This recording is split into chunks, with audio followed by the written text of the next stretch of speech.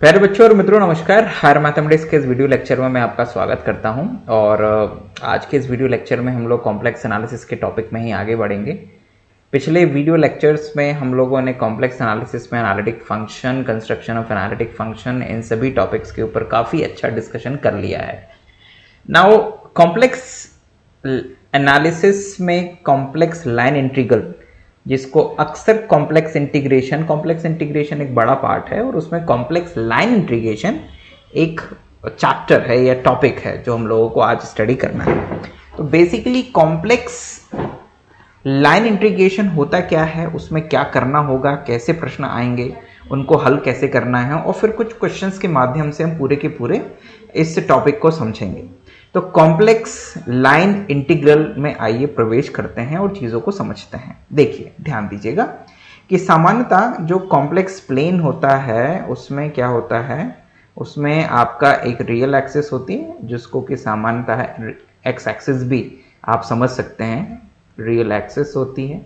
एक imaginary axis होती है, ठीक है, इमेजिनरी एक्सिस, एक इमेजिनरी एक्सिस होती है और एक रियल एक्सिस होती है। So there real axis, imaginary axis. यहाँ पर पॉइंट्स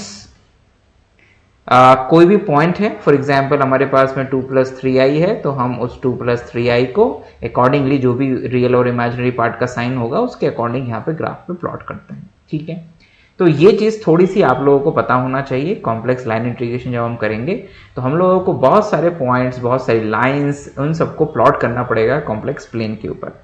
तो ये हम लोगों को एक थोड़ी सी यहाँ पे समझ होनी चाहिए, ठीक है। हम लोगों को बच्चों यहाँ पे 2 तरह के क्वेश्चन मिलेंगे, 2 टाइप्स ऑफ क्वेश्चंस, ठीक है ना, ठीक है। 2 टाइप्स ऑफ क्वेश्चंस मिलेंगे। कैसे क्वेश्चंस मिलेंगे, बल्कि 2 टाइप्स ऑफ क्वेश्चन को समझने से पहले हम लोग ये समझ लेते हैं कि भाई हम लोगों को यहाँ पे जो स्ट्रक्चर है या फिर कॉम्प्लेक्स लाइन इंटीग्रेशन जो है वो होता क्या है ना। What is complex line integration, सबसे पहले तो हम लोगों को ये समझना चाहिए। तो बहुत सिंपल सी बात है बच्चों। सपोज दैट कि हमारे पास में एक हम ये कहेंगे कि वी हैव अ कर्व, है ना। Suppose C is a curve, ये एक कर्व है। May be it is continuous और डिसकंटिन्यूअस, कैसा भी हो सकता है ये, है ना, कंटिन्यूअस और डिसकंटिन्यूअस, ठीक है ना, डिसकंटिन्यूअस, दोनों में से कोई भी कर्व हो सकता है। तो ये C एक कर्व है, राइट। fz एक कॉम्प्लेक्स वेरिएबल फंक्शन है, कॉम्प्लेक्स वेरिएबल फंक्शन है, ठीक है ना। fz क्या है, एक कॉम्प्लेक्स वेरिएबल फंक्शन है एंड आपको इस fz को इंटीग्रेट करना है along the curve C, where C is any curve on complex plane। तो इस C के अलोंग इस fz को इंटीग्रेट जो किया जाता है उसी को ही लाइन इंटीग्रेशन कहते हैं और कॉम्प्लेक्स लाइन इंटीग्रेशन कहते हैं। और कॉम्प्लेक्स लाइन इंटीग्रेशन को सामान्यतः इंटीग्रल अलोंग C, fz और dz इस रूप में लिखा जाता है। So this is the complex line integration, ये उसका शॉर्ट फॉर्म है, ठीक है ना। अब क्वेश्चन यहां पर यह आता है कि सर ठीक है, इतनी बात तो हमें समझ में आ गई है। क्वेश्चन ये है कि आप यहां पे कह रहे हो कि हम fz dz, fz को z के रिस्पेक्ट में इंटीग्रेट करेंगे। क्वेश्चन ये है कि यहां पर जो लिमिट्स होंगी वो z की लिमिट्स होंगी और जो z होता है सामान्यतः वो x + iy के रूप में होता है, मतलब उसमें x और y दोनों की ही लिमिट्स होंगी। तो अब हमें x के रिस्पेक्ट में इंटीग्रेशन करना है कि y के रिस्पेक्ट में इंटीग्रेशन करना है, ये प्रश्न है। तो अब इस प्रश्न के लिए जैसे ही ये प्रश्न यहां पर आता है तो उसका जवाब आ जाता है कि हमें यहां पर 2 टाइप के इंटीग्रेशन मिलेंगे। पहला टाइप का इंटीग्रेशन ऐसा होगा जिसमें x एंड y में एक रिलेशनशिप होगा, हमें कोई ना कोई रिलेशनशिप दिया जाएगा। उस रिलेशनशिप की मदद से हम पूरे के पूरे क्वेश्चन को या तो x में कन्वर्ट कर देंगे और या तो y में कन्वर्ट कर देंगे और फिर जब पूरा का पूरा क्वेश्चन जो है वो x या y में कन्वर्ट हो जाएगा तो हम उसके अकॉर्डिंग जो है x या y की लिमिट को यूज करेंगे। जिस तरह से हम वेक्टर कैलकुलस में करते थे ना विद्यार्थियों, बहुत हद तक वो काम यहां पर भी हम लोग करेंगे। दूसरी चीज ये रहेगी हमारे पास में विद्यार्थियों कि जो भी कॉम्प्लेक्स लाइन इंटीग्रेशन का क्वेश्चन हमें दिया जाएगा, उस क्वेश्चन में x जो है वो किसी t का फंक्शन हो सकता है, y जो है वो भी किसी t का फंक्शन हो सकता है। तो पूरा का पूरा जो क्वेश्चन है वो t में कन्वर्ट हो जाएगा, राइट। और t की लिमिट्स को हम लोग यहां पे यूज कर लेंगे, है ना। जो भी हमें कर्व सी दिया जाएगा हम ये देख लेंगे कि उस कर्व के, सपोज दैट के वो जो कर्व है वो यहां से लेकर यहां तक है c, may be it is, वो ऐसा भी हो सकता है, वो जैसे ये एक लाइन है, वो एक ऐसा कर्व भी हो सकता है, वो एक सर्कल भी हो सकता है, वो हो सकता है कि एक ट्राइंगल हो, वो हो सकता है कि इस तरह से एल शेप में कोई लाइन सेगमेंट हो, दो लाइन सेगमेंट हो। तो जो भी हमें पॉइंट्स दिए जाएंगे, सपोज दैट कि ये जो सी है वो इस कर्व पॉइंट ए से बी तक है, तो हम इस पॉइंट ए पर और बी पर देख लेंगे कि भाई एक्स और वाई की वैल्यूज क्या हैं, दोनों की वैल्यूज चेक कर लेंगे। यहां पर भी हम लोग x1 y1 के रूप में दोनों वैल्यूज चेक कर लेंगे। और अगर हम पूरा का पूरा क्वेश्चन टी में कन्वर्ट कर रहे हैं तो हम देख लेंगे कि भाई ए पॉइंट पे टी का बिहेव क्या है ना, टी कैसे बिहेव कर रहा है, बी पॉइंट पर टी का बिहेव क्या है या वैल्यू क्या है, और वही लिमिट्स आ जाएंगी।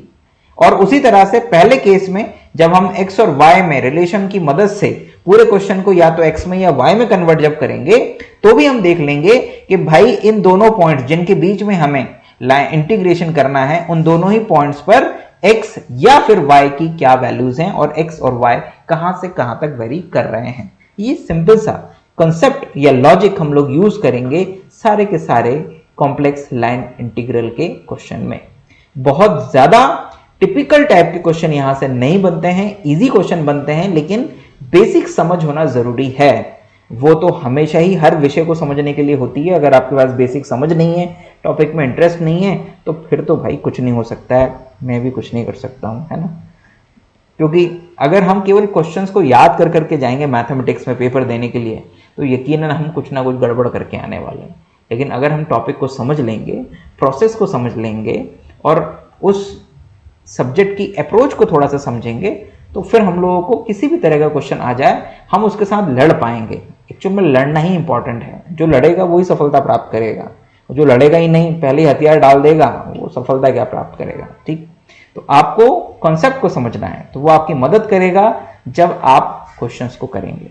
तो ये था बच्चों थ्योरी जो आप लोगों के लिए जरूरी था कॉम्प्लेक्स लाइन इंटीग्रेशन में। अब हम लोग आगे बढ़ते हैं और कुछ क्वेश्चंस लेते हैं।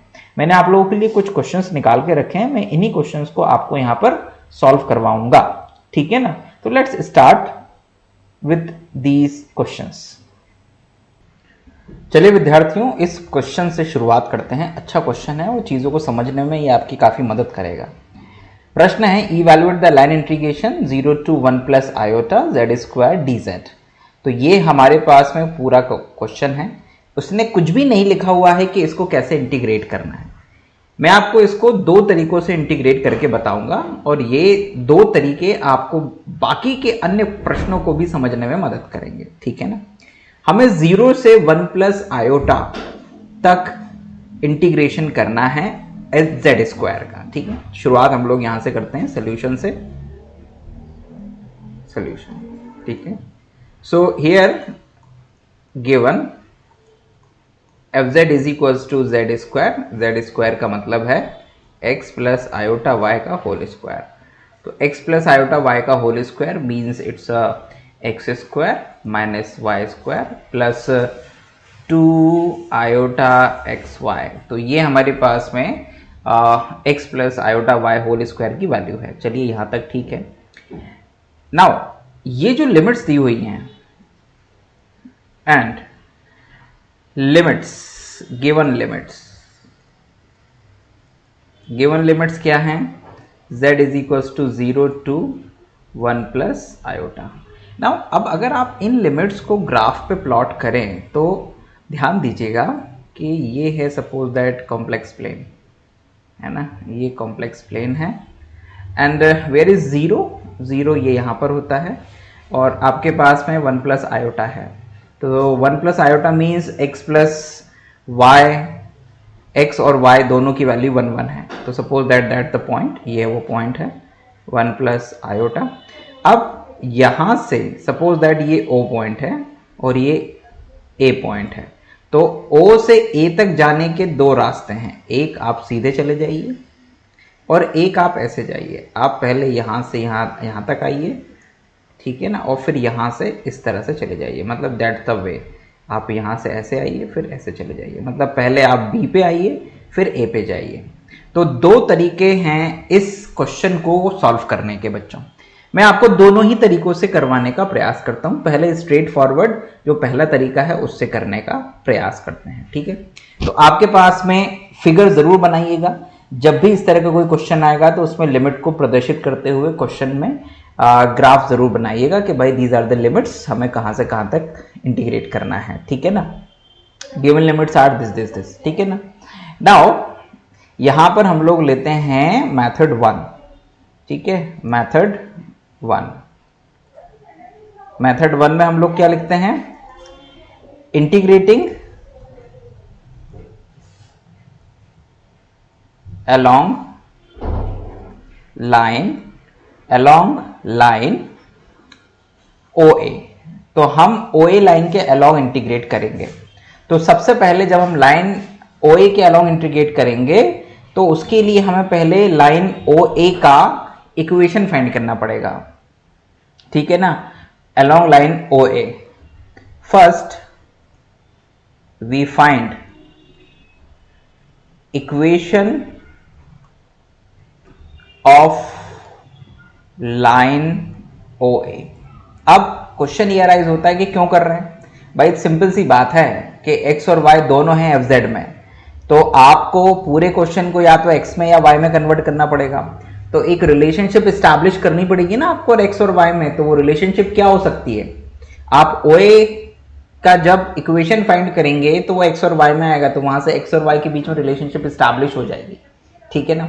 तो भाई अगर आप ध्यान से देखें तो ये जो लाइन है आपकी, ये 0 से OA तक 1 पॉइंट तक जा रही है। तो आपके पास में first we find the equation of the line OA, है ना, OA that is line joining 0 0 and 1 1। Actually 1 plus iota का मतलब है एक्स वाई वो कॉम्प्लेक्स प्लेन पे 1 1 पॉइंट, ठीक है ना। तो अब 0 0 और 1 1 को जोड़ने वाली जो लाइन है उसकी इक्वेशन फाइंड करेंगे। तो आप इसको थोड़ी देर के लिए x1 y1 मान लीजिए, इसको x2 y2 मान लीजिए। ये मैं आपके समझने के लिए लिख रहा हूं, आपको ऐसा पेपर में नहीं लिखना है x1 y1 x2 y2। So what is the equation of the line, y minus y1 is equals to y2 minus y1 upon x2 minus x1 multiply में x minus x1। So the line equation of the line is y minus y1 मतलब y minus 0 is equals to 1 minus 0 upon 1 minus 0 और x minus 0, मतलब this is the equation of the line is equals to y is equals to x।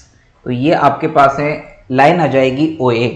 तो अब अगर आप OA की जो equation है उसको ध्यान से देखें तो उस OA की इक्वेशन की मदद से आप आसानी से कह सकते हैं कि अगर y is equals to x है तो dy is equals to dx होगा, ठीक है ना, dy is equals to dx होगा, ठीक है ना।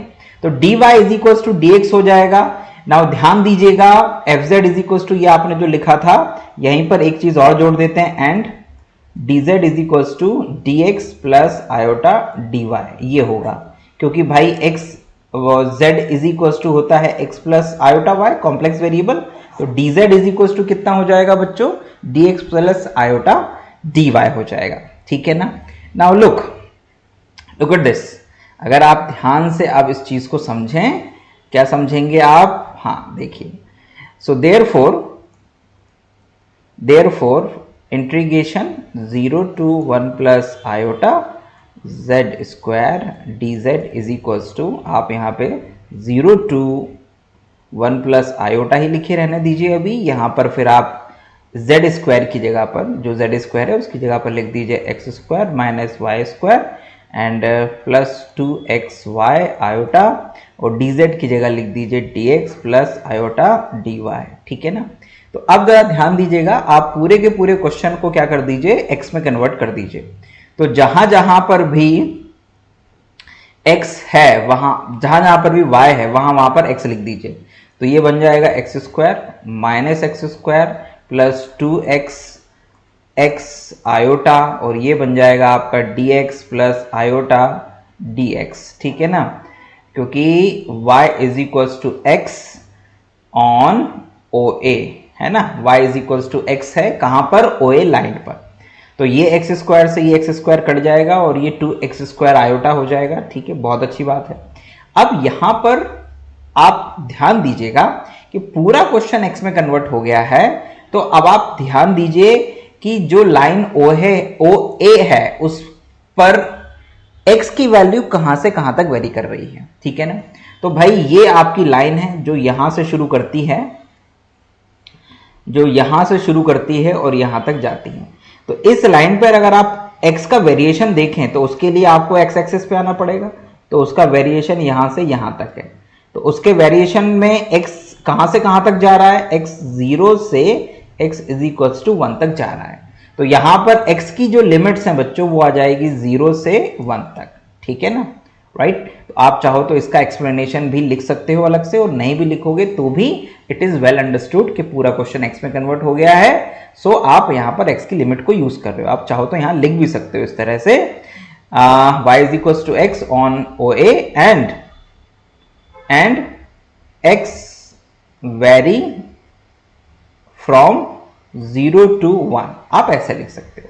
तो दिस इज इक्वल्स टू विद्यार्थियों 0 to 1, एंड ये आपके पास में 2x² आयोटा, और यहां पर आपके पास में 1 प्लस आयोटा, और ये dx आ जाएगा 1 प्लस आयोटा, और इस आयोटा और इस 2 को बाहर कर दीजिए तो ये हो जाएगा 2 आयोटा 1 प्लस आयोटा, और ब्रैकेट के अंदर 0 से 1 और x² और ये dx, ये आपके पास में आ जाएगा, ठीक है बच्चों।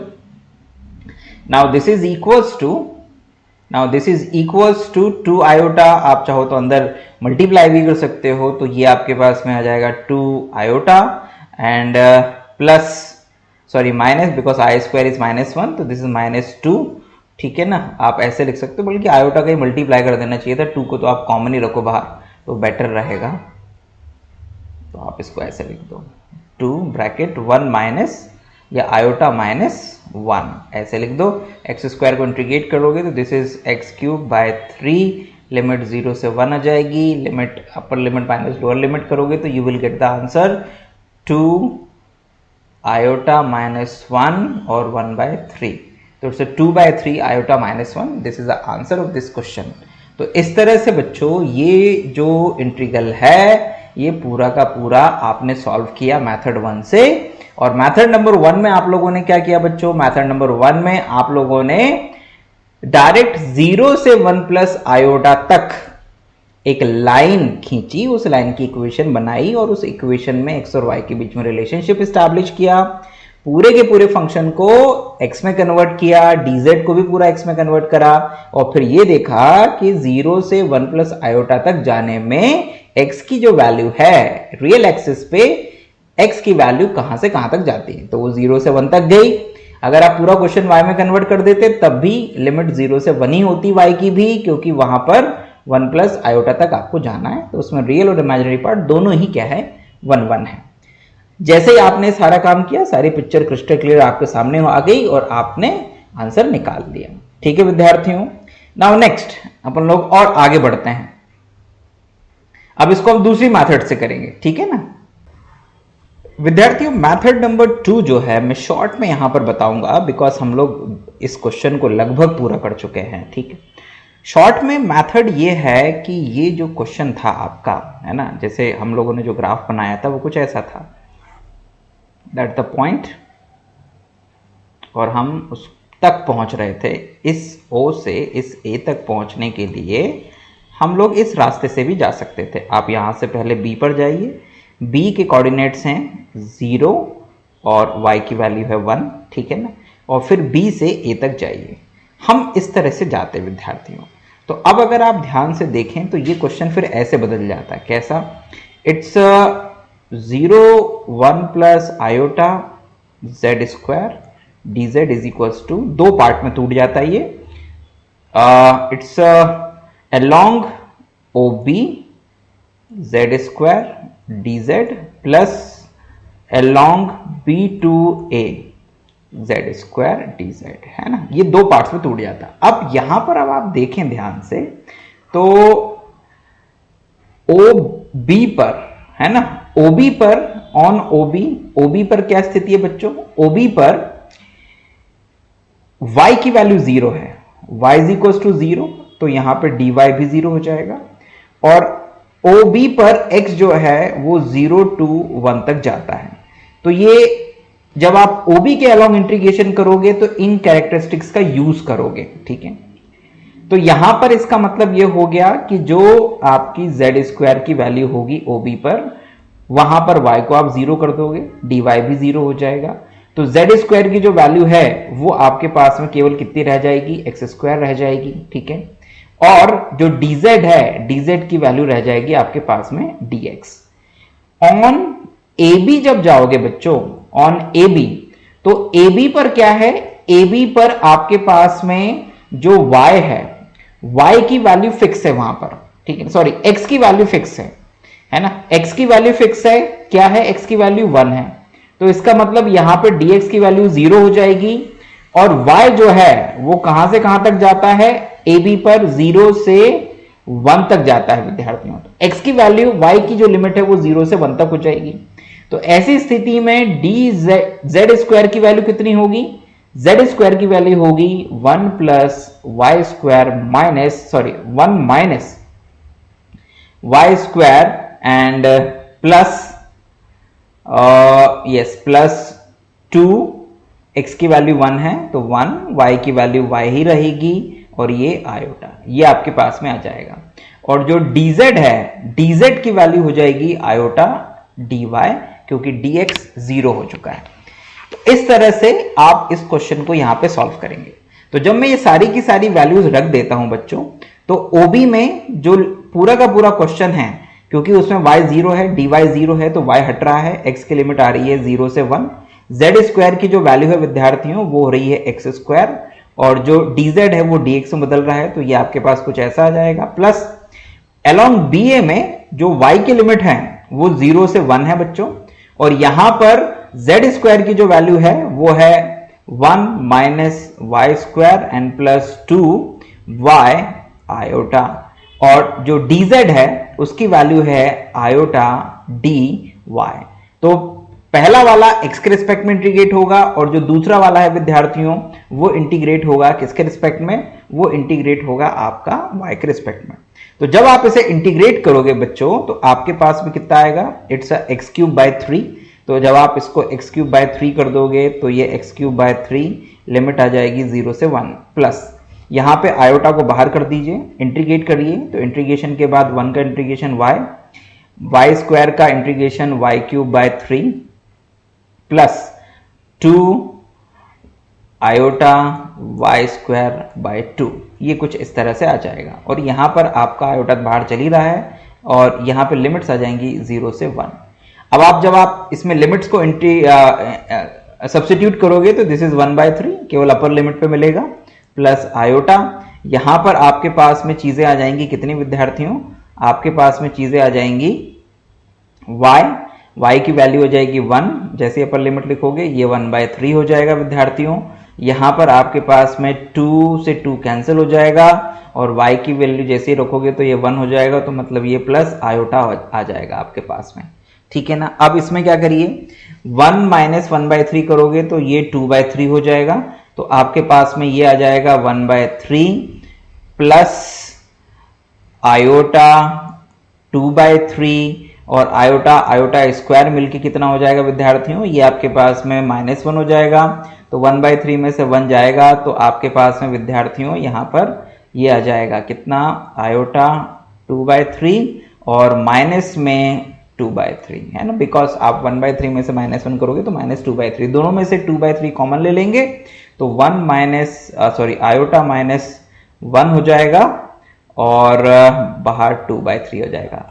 तो अगर आप आंसर देखें तो आंसर इसका वही आ रहा है जो पहले आंसर आ रहा था, देखो लिखा है ना 2/3 आयोटा -1, तो पहले भी आंसर यही आ रहा था, यहां पर भी आंसर ये आया। लेकिन आपने किया क्या है, आपने जो लिमिट दी थी कॉम्प्लेक्स लाइन इंटीग्रल में उस लिमिट को इवैल्यूएट करने के लिए आपने दो मेथड्स लगाए। एक, उन दोनों पॉइंट्स को मिलाते हुए स्ट्रेट लाइन के अलोंग इंटीग्रेशन किया, और आपने उन दोनों पॉइंट्स पर दूसरे तरीके से भी पहुंचे। आप लोगों ने एक दूसरा रास्ता अपनाया। कौन सा रास्ता? आप दो लाइन सेगमेंट के थ्रू पहुंचे, है ना। तो आपका जो इंटीग्रल था वो दो पार्ट्स में टूट गया। आप पहले ओ से बी तक गए, उस पर इंटीग्रेट करा आपने ओबी लाइन पर, फिर आप ए से बी तक गए, उस पर इंटीग्रेट करा, राइट। आप चाहते तो 0 और 1 के बीच में एक दूसरा इस तरह का कोई कर्व भी बना सकते थे, ठीक है ना, और उस कर्व के अलोंग भी इंटीग्रेशन कर सकते थे। जैसे y is equal to x square जो है वो इन दोनों ही पॉइंट्स को सेटिस्फाई करता है। मतलब y 0 0 पर भी ये इक्वेशन सेटिस्फाई होता है और 1 1 पर भी ये सेटिस्फाई होता है। इट मींस दैट कि आप y is equal to x square के थ्रू भी 0 से 1 तक जा सकते थे, इस रिलेशन को यूज भी कर सकते थे। यानी कि इस क्वेश्चन को इवैल्यूएट करने के दो से ज्यादा तरीके भी थे आपके पास में, ठीक है ना। तो ये एक कंसेप्ट है। इसीलिए जब हम लोग कई बार कंटिन्यूटी का जो टॉपिक होता है या डिफरेंशियबिलिटी का टॉपिक होता है, मैं थोड़ा सा पॉइंट से भटक रहा हूं, लेकिन ये आपके लिए अच्छा है समझने के लिए। इसीलिए हम लोग जब दो पॉइंट्स के बीच में हम इंटीग्रेट कर रहे होते हैं या लिमिट को इवैल्यूएट कर रहे होते हैं, मतलब हमें किसी लिखा रहता है ना लिमिट लिख रहती है x टेंड्स टू 1, तो भाई हम या x tends to 0 like that या z टेंड्स टू 0, तो 0 पॉइंट तक पहुंचने के लिए हम रास्ता कौन सा अडॉप्ट करें। 0 पॉइंट पर या किसी पर्टिकुलर पॉइंट पे कौन कौन से कर्व जाते हैं। एक लाइन के थ्रू जा सकते हैं, किसी सर्कल के थ्रू जा सकते हैं, किसी पैराबोला के थ्रू जा सकते हैं, या फिर कोई और कर्व हो सकता है। तो उस पॉइंट को जो भी कर्व अप्रोच कर सकता है, अगर आप उसके थ्रू जाते हैं तो उस केस में भी जो कैरेक्टरिस्टिक्स हैं लिमिट्स की वो नहीं बदलनी चाहिए, लिमिट यूनिक मिलनी चाहिए। अगर यूनिक मिलती है तो हम कहते हैं कि लिमिट एग्जिस्ट कर रही है, नहीं मिलती है तो हम कहते हैं कि एग्जिस्ट नहीं कर रही है, और उससे कंटिन्यूटी या डिफरेंशियबिलिटी का इजीली एग्जामिन हो जाता है। तो ये भी वही चीज है विद्यार्थियों, ठीक है ना, कि हम लोगों ने दो पॉइंट्स के बीच में किसी फंक्शन को इंटीग्रेट करने के लिए, मतलब उस लाइन पर अगर देखा जाए तो 0 से 1 प्लस आयोटा तक आपको z स्क्वायर को इंटीग्रेट करना था। तो आपने उस इंटीग्रेशन को करने के लिए कई तरीके अपना लिए, ठीक है। ये सेम वैसा ही कुछ है। अब इस क्वेश्चन के बाद में आते हैं हम लोग नेक्स्ट क्वेश्चन के ऊपर। सो द नेक्स्ट क्वेश्चन, थोड़ा सा मेरी जो गति है बच्चों वो धीमी है, लेकिन मेरा पूरा फोकस रहता है कि आपको सारी की सारी चीजें क्लियर रहे। सो दैट्स वाई थोड़ा सा हो सकता है कि आपको लगे कि सर बहुत धीमा धीमा पढ़ा रहे हैं, लेकिन मेरा प्राथमिकता हमेशा यही रहेगी कि आपको चीजें क्लियर रहें, समझ में आ जाए, ठीक है बच्चों। ये जो दूसरा क्वेश्चन है बच्चों, ये दूसरा क्वेश्चन बिल्कुल हूबहू वैसा ही है। आप इसमें मेथड नंबर 1 लगा दीजिएगा, मेथड नंबर 1। सो मेथड नंबर 1 जब आप इसमें लगाएंगे विद्यार्थियों, तो आप इसको आसानी से कर पाएंगे, ठीक है ना। आपको -2 प्लस आयोटा मतलब -2 से 1 एंड 5 प्लस 3i मतलब कि 5,3 इन दोनों पॉइंट्स के बीच में z क्यूब को इंटीग्रेट करना है। तो आप पहले इन दोनों पॉइंट्स से पास होने वाली लाइन की इक्वेशन निकालेंगे और फिर उसके बाद में x और y में क्या रिलेशनशिप बनती है उसके अकॉर्डिंग आगे बढ़ेंगे, ठीक है ना। जैसे ग्राफ पे अगर आप देखें तो -2,1, सो -2,1 कहां पर है, -2,1 आपको मिलेगा कुछ यहां पर, दिस इज द -2,1, तो x की वैल्यू -2, तो दिस इज सपोज दैट -2 और ये 1, तो -2,1 और 5,3, तो x की वैल्यू 5, y की वैल्यू 3, तो सपोज दैट पॉइंट इज 5,3।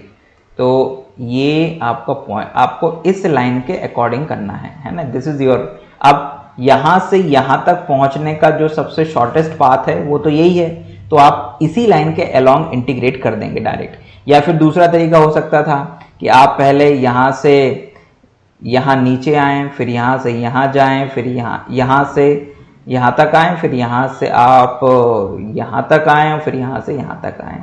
तो उस केस में ये जो इंटीग्रल है ये 3 पार्ट में टूट जाता है, राइट। तो यहां पर बेस्ट यही होगा कि आप इसको एक बार में ही करें। तो लेट्स डू दिस क्वेश्चन, है ना। चलिए आइए अपन लोग इसको सॉल्व करते हैं।